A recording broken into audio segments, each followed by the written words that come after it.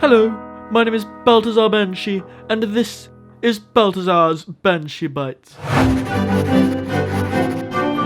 Earlier in June, Hagrid's Magical Creatures, in dire need of workshopping that title, Motorbike Adventure opened to rave reviews and unprecedented wait times, and the waits just kept on coming. Boasted by regular bad weather in the middle of the summer, those dreaded technical delays and late afternoon capacity line closures, it got so ridiculous that just days after the coaster opened, Universal announced that the brand new ride would not open with the rest of the park for several weeks. This opening, it ain't great. And speaking of not great openings, paging Mr. Morrow, Mr. Tom Morrow. It's Chandler, actually. Thank you, Chandler, for joining us. Hey, thanks for having me. You know, theme parks are a very technical art form, and like theater, when something goes wrong, it's much harder to hide it from the audience. That's all it is. All major theme parks had delays.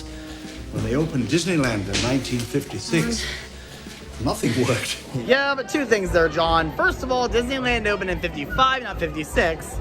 Second of all, if Pirates of the Caribbean breaks down, the pirates don't need the tourists.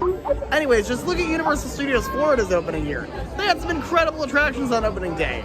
Earthquake, Confrontation, Jaws, and none of them worked right. In fact, Jaws was such a mess they had to tear the entire thing out and start from scratch. And of course, there's the infamous rumor that Steven Spielberg himself was trapped on the Jaws ride for hours. Since then, Disney and Universal have opened quite a few game-changing e-ticket attractions over the years. I mean, Tower of Terror, Indiana Jones, Skull Island Reign of Kong, Harry Potter and the Forbidden Journey, Harry Potter and the Escape from Gringotts. All of them have done something unique that was never tried before, and all of them have suffered lots of technical delays because of it. And I understand you personally had a hand in an opening project at Universal? Oh, yeah, that. Universal had never designed a water park before, and you can absolutely tell. Never mind the virtual queue's lack of functionality, or what they put the team members through on a daily basis with the buses, the slides were designed by someone who clearly had never designed a water slide before. Which is pretty weird because they were designed by ProSlide.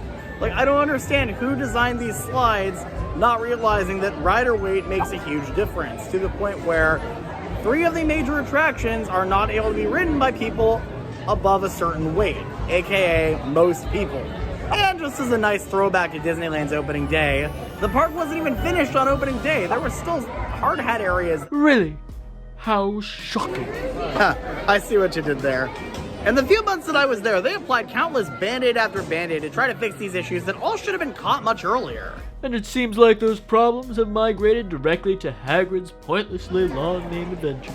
Well, hey, Hagrid's Magical Creatures Motorbike Adventure, yeah, that's a really long name, has been a huge hit with all 12 people that have gotten to ride it so far. Okay, all jokes aside, I love Intamin. Intamin's a great manufacturer.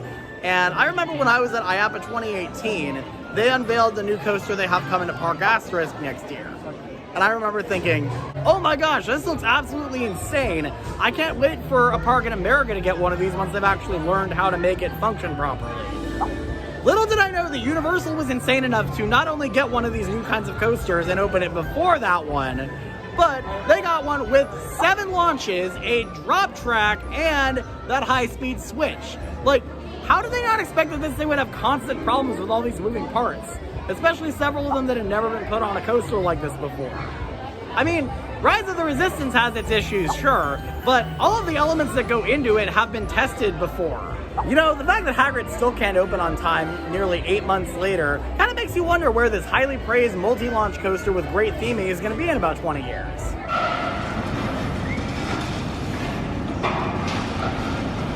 Well, at least the state of Virginia has learned their lesson, and oh wait, never mind. Thank you, Chandler. But the real issue here wasn't a bungled opening week. It's not even the ducktail that is the promised but still not enacted virtual line, or the gigantic Milo of Murphy's Law it's encountered. It's discriminatory size restrictions. But I shouldn't be surprised.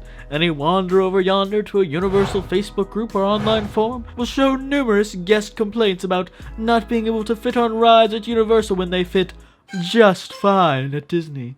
Volcano Bay and the restrictive seats at Harry Potter have been the most infamous culprits.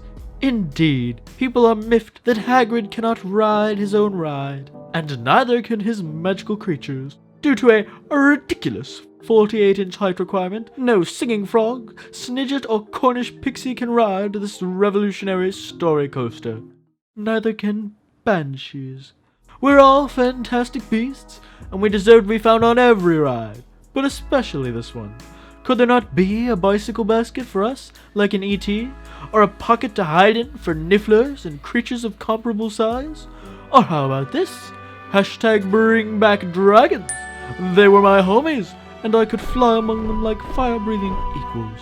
That's not even Avatar canon. You're not Avatar canon. Well, you're not wrong. I know I'm not. I never am. And that's why you watch Balthazar's Banshee Bytes. I'll see you next time.